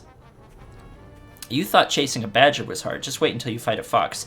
And little do you know, fox is a perfect counter for falcons, so you're actually playing into his hands without realizing it. And the only way around that is to just scout a little deeper and figure out if he's expanding or his tech or what. Hello, kitty. Do you want out now? There you go. You just want to be aware of the fox before it's out, if possible. Now, you do have a couple of units that are going to be good versus a fox. Ooh, nice. Interesting. He's actually somehow beating you there. I think you were rallying your units around. They were running around under fire without actually shooting. That's weird. It's fine. You have a couple of units that are good versus a fox, and they are the cam, because you can leave cams and cam trap things, and mines. Cams and mines are both good versus foxes. There we go. Feels like an eternity to scout a mine, doesn't it? Alright, here comes the fox, and he's going to kite you to death. If you can manage to corner him, like... Okay, so you see right here, if you see the fox here, you're going for a counterattack, which is fine, but he's made a critical mistake.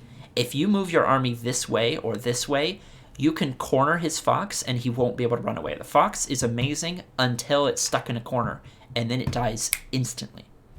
Not like a badger, which can still fight pretty decently. So, I like the counterattack. It's gonna be good. As long as you don't lose your commander. You commit hard and you have a base trade and you win the base. Don't lose the commander! No! Damn it. Alright, that's fine. You can win a base trade easily because the fox can't kill your buildings, but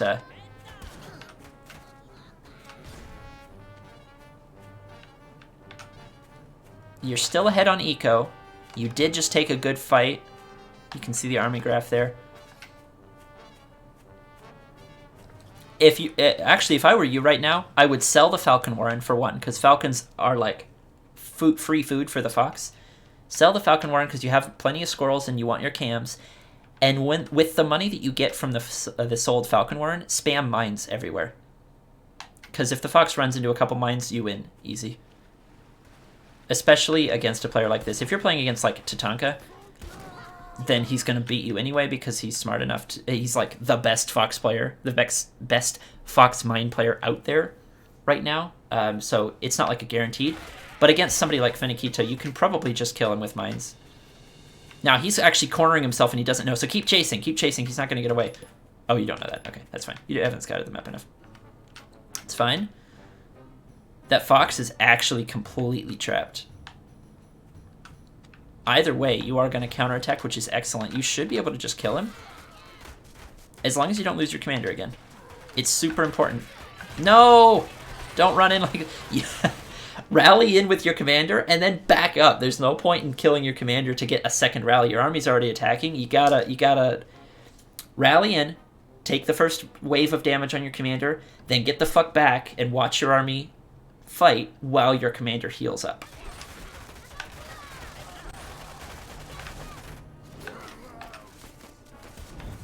Now, you've killed a big base. If your commander was still alive, you could just kill him and win the game. As it is, you're doing the right thing and pulling it back, and you can catch that fox and kill him. Or you can re-rally and kill him. Yeah, either way, you're going to win the game here. Now, I would focus the mill here, actually, instead of the pigs, but that's fine. Either way, you are just doing absolutely game-ending damage.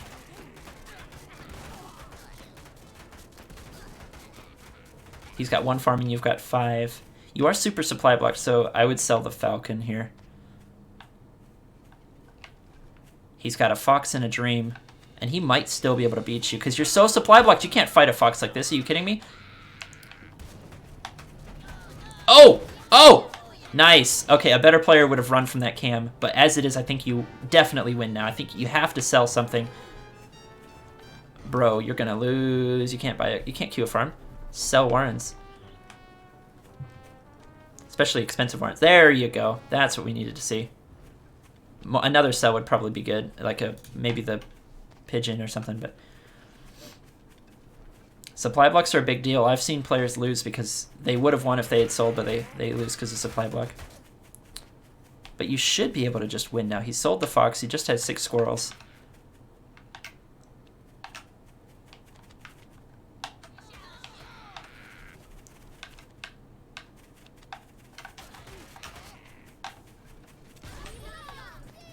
Now, pigeons are really nice against mines because they can kind of heal things up, and you're going to be able to push through. The mines did well here, so you kill a couple of pigs. You actually trade pretty inefficiently there. I don't know how best to do that better. Maybe lead with the cams, or maybe focus fire a little differently. I don't know. It's fine.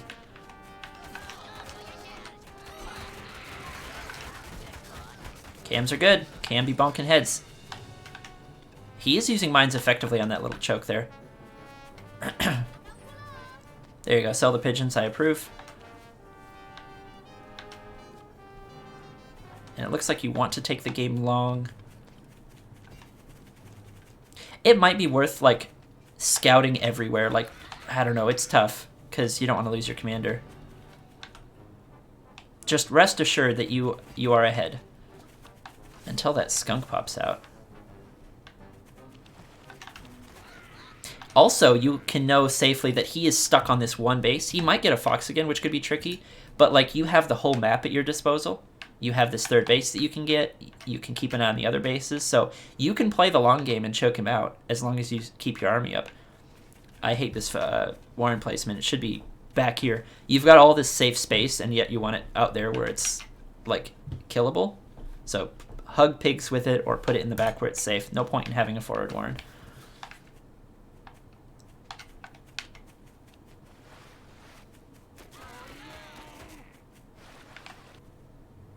Alright, I like that you're playing safely. This is working out. In an open field like that, the skunk does terribly. You've got the better comp. Cams beat skunks in open fields, so absolutely nice. Now, in this choke, it changes, so good pullback. In this area, the skunks win. In the open field, the cams win. Now, there's a lot of skunks here, but he's run out of squirrel support, so you can actually pick off at least one and then probably back up. Because skunks plus mines are absolutely incredible. So you pull out of the choke, very nice. You've got pigeons too, which helps. You've got a better army, and you've got much bigger economy.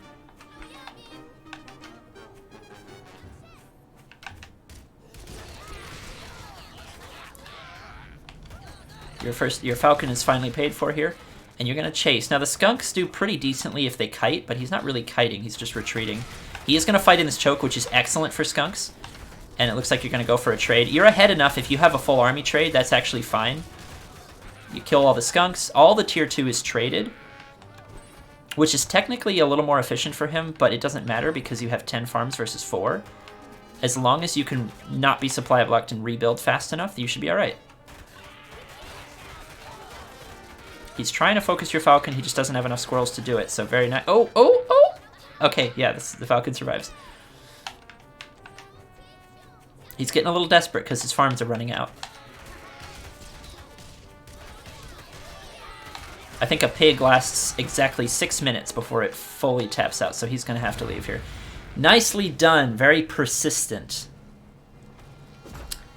My one thing that I had a lot of small critiques in that game. The one I want to focus on is please do better at not losing your commander in fights. It's so important to be able to pull back or micro forward or target fire. You can't afford to lose your commander because you're just giving him every opportunity to come back each time you do it. So that's my critique there. I think against Tosh it was just okay, sweet, yeah. So between the owl thing is just a specific owl thing. Not losing your commander will help you so much because you would have won 2 or 3 times over if your commander was still alive. Hopefully that helps. I think you're doing way better. Your play is like twice as good as it was, at least twice as good as it was a couple months ago, back when you were playing before. So I really appreciate the good mental effort, the good mental attitude, and the effort towards it. I think you're gonna be able to improve well, and I hope you're enjoying it because that's the point of playing games, right? Even these incredibly challenging games. RTSs are hard, man. They're very hard, and they are very punishing, and it's a very takes a lot of skill. Okay, I'm gonna swap these out for 3 games that I played versus Tatanka the other day, and I think you're gonna really enjoy them. I'm pretty sure I lose all of them because Tatanka's that much better than me.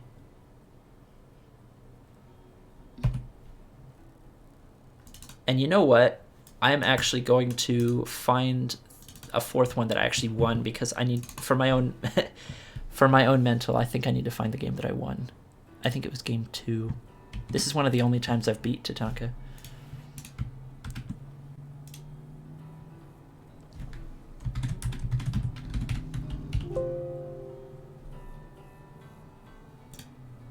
Losing in fighting games hurts more? I don't know. I don't play a lot of fighting games. There's definitely a lot of satisfying moments in RTSs that isn't just the win. Pulling off a strat, even if you later lose, or, I don't know, some of the combinations. Some stuff can be satisfying and nice, even if you lose overall. Are those clicky switches? Oops. Nope. Not really. It's actually a pretty quiet keyboard. I just have my mic sitting on the desk, and so you're hearing it pretty loud probably. Sorry about that. It's actually a relatively quiet mechanical keyboard, which I like. My last one was loud. All right. Let's start with this one. I think this is a pretty standard game. I think this is the one where I won. Uh-oh. Nope, that's not it. That's not it. Give me a second.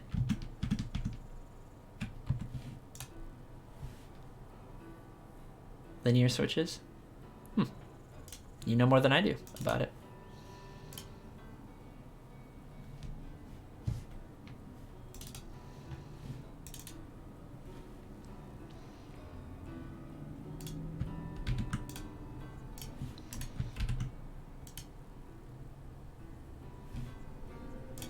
Okay, let's try this one.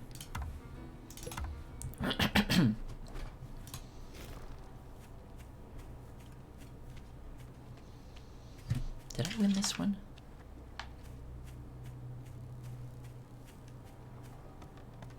You know what? Never mind. I'm just doing this to stroke my own ego, and there's no point. Never mind. I've got the 3 that I actually wanted to cover today.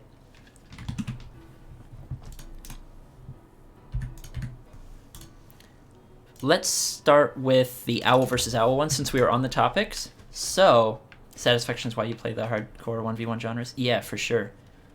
All right, here you go, folks. A lot of my viewers yawn at owl versus owl, but I promise you this is a good one. I feel like I'm channeling Artosis, where on his Artosis Cast channel, he will occasionally do a TVT, which is the longest, and a lot of people find it boring. It's one of the longest matchups. And one time he was like, all right, we have a TVT, and he was like, wait, no, please don't click off, please. I promise it's a good one. That's what I feel like I'm channeling right now. Anyway, Tatanka playing with structures. He's got snakes, which, boy, are snakes not great right now, but he's making them work. They're really finicky. They're kind of interesting. I hate the way they feel, but I don't mind that they actually have a use, as we'll see later on. But anyway, Squirrel Skunk MG has always been a solid combo defensively. And then owls, yeah, Tatanka is the owl king. He knows how to do some owl versus owl, as we'll see. He's taught me the right approach. If you are running owls and your opponent is also running owls, this is what you do. This is the example of the best response to mass owl. Is Artosis still casting StarCraft 2? I don't know. He's not doing GSL anymore because he moved to Canada. I don't think he's actively doing a lot of StarCraft 2. I think he's mostly doing StarCraft 1. I know Tasteless is still doing StarCraft 2 because he's doing GSL. He's just finding other co-casters. And I know they're both doing the ASL StarCraft 1 League via VOD from Canada to Korea, you know. But, yeah, good question. I think he still would if he could, but I don't. But I think his main StarCraft 2 gig was the GSL, and he's not local enough to do that anymore to Korea.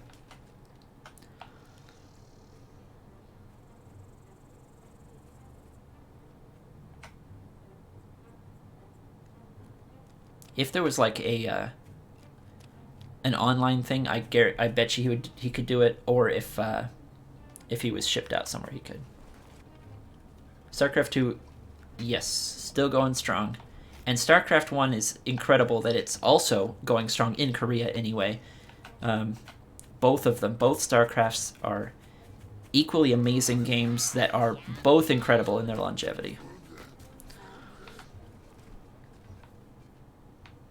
What a crazy owl game so far. Thank you, Lucas. I thought you'd think so. No. I'm going to speed it up a little bit because we're just getting up to full 16 farms. So you can see we're constantly scouting each other. I scouted, this is important, I scouted the Skunk Warren right as soon as he put it down. So I knew that I had like about a 30-second to a minute before he could really attack with it. So I put down the arty. You see how the arty is tucked back defensively? There's a cliff, there's some doodads, there's pigs, there's a little wire here. It's going to be hard for him to punish this arty. Do you think the StarCraft community will switch to Stormgate once it comes out?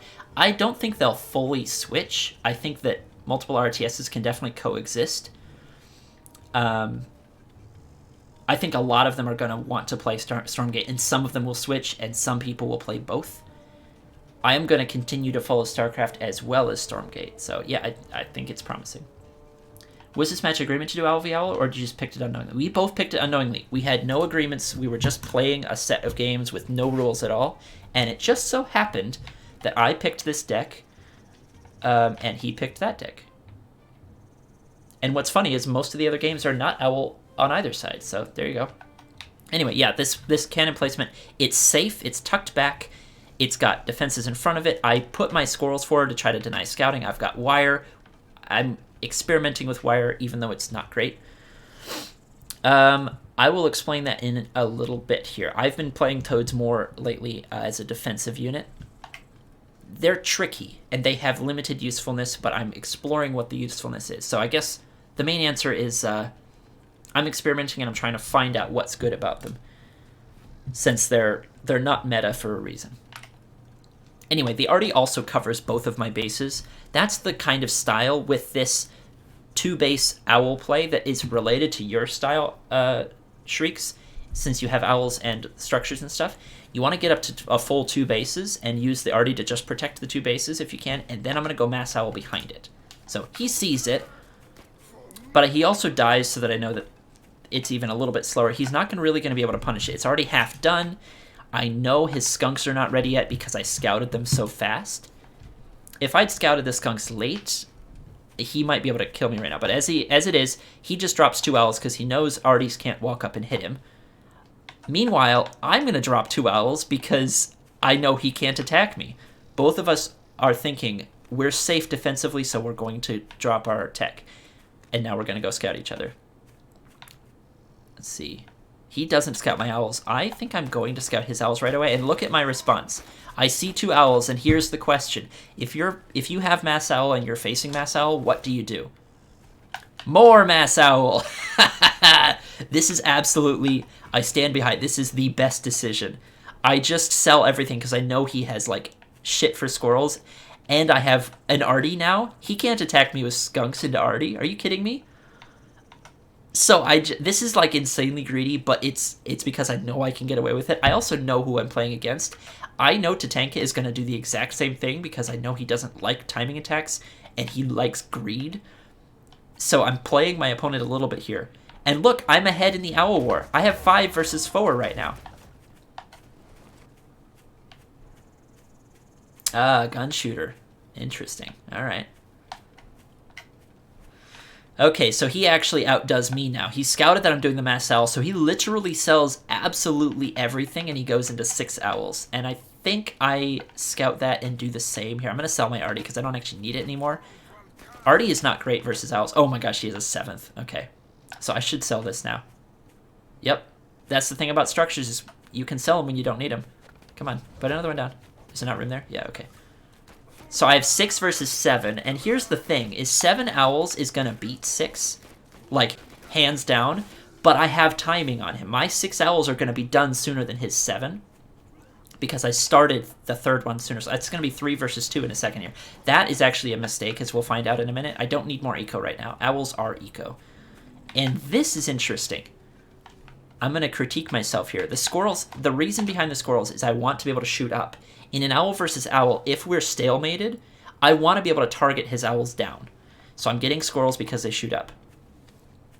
The base was a mistake. I actually... Oh, okay. I grab a 7th owl and then the squirrels. I actually need to sell this base and grab more squirrels, I think. Or more owls. But I'm gonna farm up anyway because I think I'm going to play defensively. Shouldn't he have gone for skunks after scouting the owl warrens? Skunks can be good versus owls, but if all you have is owls, it doesn't matter. Okay, so here's the thing. I have 4 owls versus his 2, soon to be 3, so I actually have an owl timing here. Yeah, owls beat skunks and beat squirrels. It's only in mixed comps where skunks really, really matter in owl versus owl. But if it's literally just owl versus owl, the skunks don't do enough. It's weird. It's a little bit complicated, but right now, straight owl versus... Here's the deal. If you have a badger or a boar and you don't have owls and you're playing against Mass Owl, then skunks are amazing. They're great. They're the best you've got. You need the skunk gas if you're trying to do an asymmetrical composition and you're not also having owls. But if you have owls, just go owls. Look here. I won that fight handily. He's trying to drop MGs because he knows he needs to survive to get his owls out. So I'm going to fight him and kill the MGs, which I'm going to be able to do because I have more owls, right? It's 4 versus 3 right now. I kill both MGs, I kill some farmers, but here's the problem. Now our owl count is tied. And I'm on his base. And my mice are not killing his owls, they're actually killing his base, right? I need to kill that Warren, I think. So now he has 6 owls and I have 5. And I start to lose the owl fight, and he's going to snowball it. I almost killed him, dude. I almost won this damn game. I was so close, but now he has 7 owls to my 5. I've got 2 more coming, but he's going to continuously, because he's on top of my owls, his mice kill my mice as they drop out, so he's going to keep this momentum. The owl momentum. Look at that giant horde, and I can't ever get my mice horde up, because I only drop 1 at a time, right? So he's just going to roll me. And now it's just instant game over. It was a mass 7 owls versus 6 owls now, and it lasted only 6 minutes and 20 seconds. And look at this. I'm trying to get some squirrels because I know I need something, but game over instantly. So here's why that third base of mine was a mistake. If that extra money had been another owl, that would have been, I would have had 8 owls versus 7.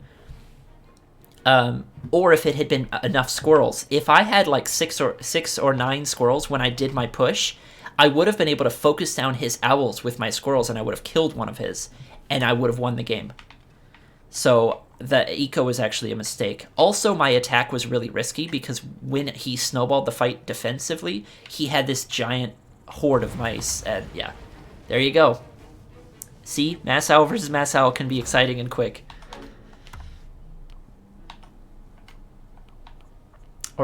Or you just take trade and fall back. Yes, I could have fallen back sooner. If I had retreated with my owl sooner, I would have still had a mice ball to be able to fight. But that would really just be delaying me. And I think it was eventually going to be 7 versus 7. So yeah, I think I could have maybe squeezed out an edge there. If I fall back, get a few squirrels, and it's 7 owls versus 7 owls, then I can maybe pick one off and snowball a fight. But I very aggressively attacked in when I didn't quite have enough. All right, we're going to see some snakes, you guys. Snakes are like... People agree that snakes are the second worst unit in Tooth and Tail, only beat by the wire. Wire is like the worst thing in Tooth and Tail ever right now, and snake is second most, according to most people's approximations, calculations. But look at this cheeky bastard. Tatanka he enjoys snakes, and he's convinced that they're not as bad as people say they are. And I just am not ready for what he hits me with.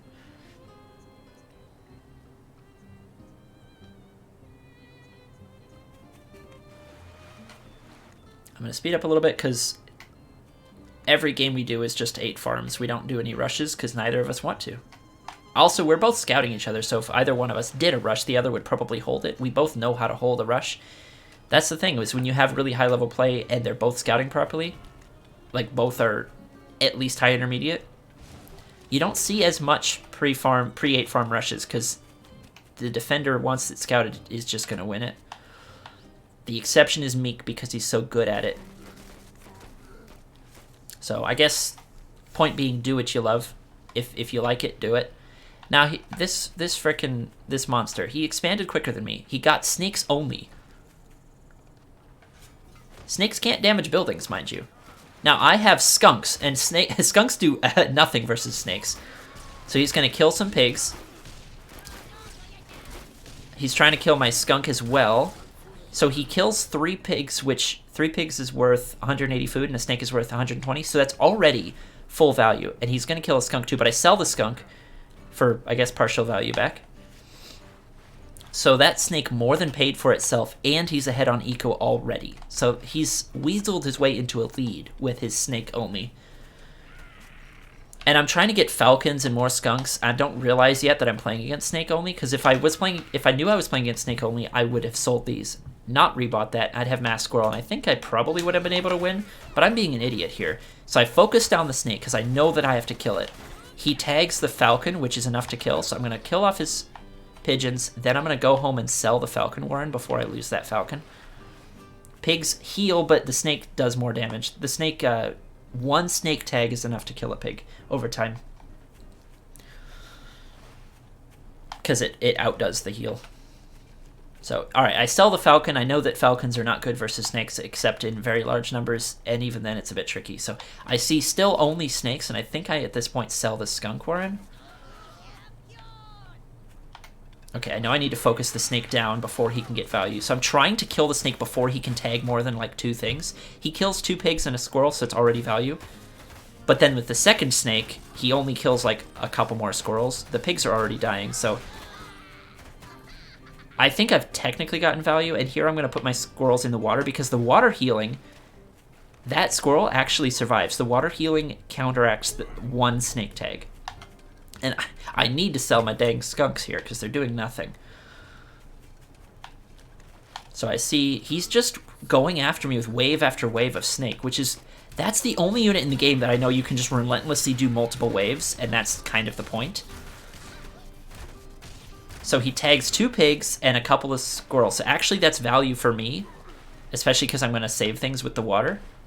I need to sell my dang skunks, though. I was too slow on selling my tier 2. And here he comes with another snake. And this time he kills 2 pigs and a squirrel, so that's value.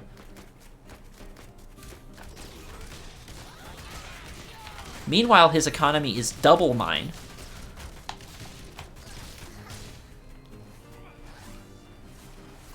I need to sell my skunks.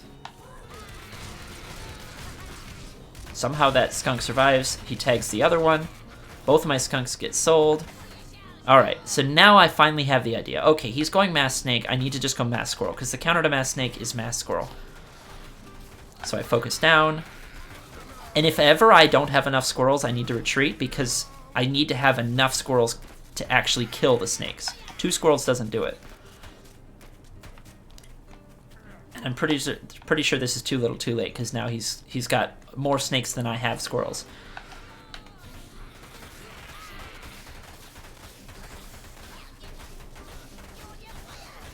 So you might say this is kind of a meme strat, but like I was playing seriously and I still lost to it because I didn't recognize what I was up against. He was playing so off meta that he legitimately killed me. Now here is the alternative.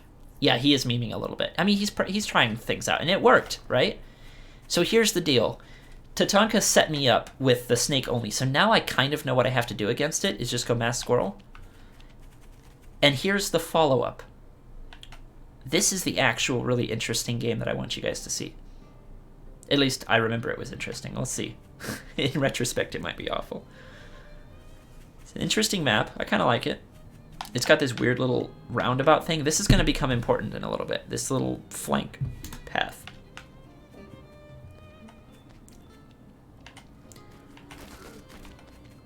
We both have a relatively safe expansion. And it looks like he's going to go... What is he doing? Okay, I'm going tier 1. He's going snake first again. It's all fun and games until somebody gets hurt. Okay, so we're both expanding. Honestly, I should probably just go kill him, but I think he figures pigs plus 1 snake can hold a early squirrel rush, so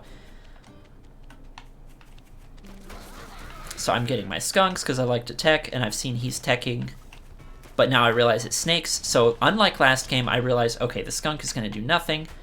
I'm going to just kill this snake before it can get onto my pigs. And he actually kills 4 squirrels for it, which is value, because 4 squirrels is 80 food and a snake is 60. And he's ahead on farm, so that's a trade that he likes. And there's no water around that I can save my squirrels with. I'd have to go all the way over here for water, so I don't get that trick. So I'm putting down wire, because wire is actually a decent way of holding the snakes back. Mines would be the same way. Mines would be great as well, but I'm going with the wire. Now he's going to attack in any way and go for pigs, and I just need to kill the snake before he gets a 3rd tag, and I do. That's technically equal value, so we're okay. Another snake comes up, and he rallies it back. I think a second wire there would be nice, but let's see. Oh, yeah, misclick, sorry. There's a wire here because I misclicked. I needed to put a squirrel wire in, but I'll fix it in a second. Now look at this. He's going to go for a flank. He's got squirrels now, so he opened with snake only, got me into a specific position. He forced me to sell my skunk. He got a little bit of an edge, and now he's tech switching out of it, and this is what's interesting. 2 pigs versus 1 snake is very bad for me. I mean, it's technically equal value, right? No, I'm sorry. Pigs are 60, a snake is 60. Ouch. Thanks, Kaiserist. Yeah, that's still bad for me. Alright, and so somehow he gets this wacky flank off where he's attacking with, like, a snake from this angle and a snake from that angle. This is crazy, dude. Look at this. My squirrels are here, but then I rally them this way because I see a snake there, and then I realize there's a snake in my base over here killing my pigs. I lose 3 pigs and 2 squirrels to kill 2 snakes, which is, as we've found, also bad for me. Look at that. I don't know how he managed that, but he did it on purpose. He put 1 snake around and the other snake rallied through. Whew. So now he sells the snakes completely. This was like a hard tech switch. I'm worried about snakes, so I'm like farming up mass. I'm only going mass squirrel. And meanwhile, he's going mass farms and just big squirrel toad tech switch. And he's got so much eco because I'm just trying to rebuild the dang pigs that he killed. That look at his insane army of squirrels right now. He's so far ahead of me. that snake opening actually like legitimately worked. I didn't like I don't know, I don't think that was a meme. I think he legitimately like I knew it was coming. I was ready for it. I kind of had the right answer, and I still now he's got 4 skunks on the way and he's got superior squirrel numbers.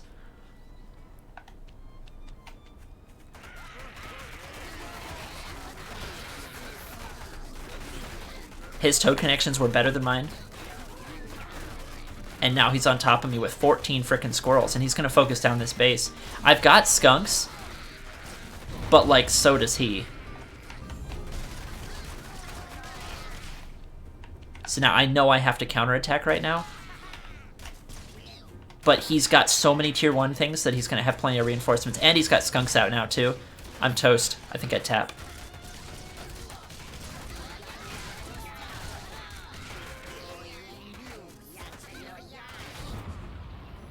So there you go. Snakes have a interesting opening.